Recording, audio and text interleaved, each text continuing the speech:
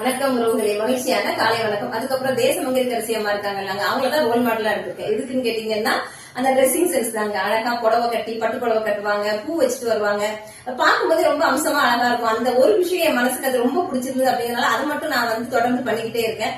ஆரம்ப காலங்களில் சுடிதார் போட்டு கூட நான் வீடியோஸ் எல்லாம் பண்ணிருக்கேன், ஸ்பீச் வீடியோ. ஆனா இருந்தாலும் எனக்கு புடவை கட்டிட்டு பேசுறதுல எனக்கு அது ஒரு திருப்தியா இருந்துச்சு. அவங்கள பார்த்து அந்த ஒரு விஷயம் நான் கடைபிடிச்சதுன்னு அதுதாங்க.